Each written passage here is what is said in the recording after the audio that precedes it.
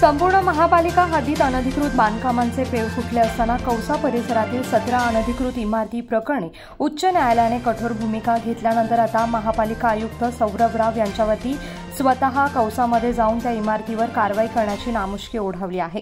मागील 3 वर्षात बदललेल्या राजकीय परिस्थितीनुसार कोरोना काळात झालेल्या अनधिकृत बांधकाम प्रकरणी ज्या सहाय्यक आयुक्तांची चौकशी चालू आहे त्यातील एका पदाधिकाऱ्याला पदोन्नती देत त्यांच्या हातात संपूर्ण शहरातील अतिक्रमणचा कारभार दिला गेला आहे।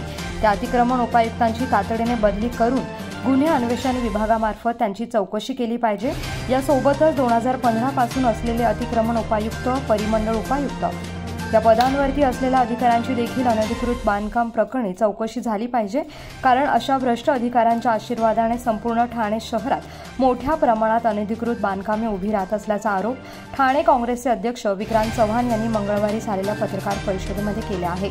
त्यामुळे आता उच्च न्यायालयाच्या दणक्यानंतर कौसा येथे केलेल्या कारवाईप्रमाणे शहरातील सर्व अनधिकृत इमारती तातडीने सील करून टप्प्याटप्प्याने निष्कासित करण्याची मागणी महापालिका आयुक्तांकडे विक्रांत चव्हाण यांनी केली आहे।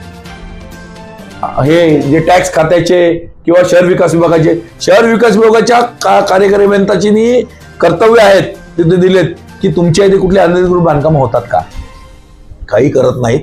हे आयुक्त पण कॅबिन मध्ये बसत नाहीत, आढावा फक्त बैठका घेतात, व्हीसी घेतात, ही सगळी मंडळी आणि हुलाहुल करतात।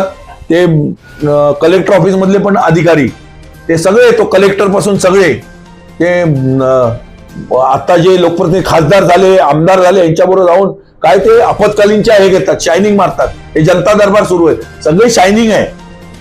अनधिकृत आमचा मूळ मुद्दा आता पहिला आम्ही घेतलाय, ठाणे काँग्रेसने अनधिकृत बांधकाम फोफावणारी थांबली पाहिजेत। जनतेला सुटकेचा श्वास, मग वाहतूक कोंडी असेल, घनकचरा असेल, त्यांना विद्युत पुरवठा असेल, त्यांना नागरी सुविधांचा पुरवठा असेल, हा ताण सामान्य टॅक्स पेअरवर होतो। एक संजय केळकर सोडले तर कुठलाच आमदार याच्यावरती ठोस भूमिका घेत नाही।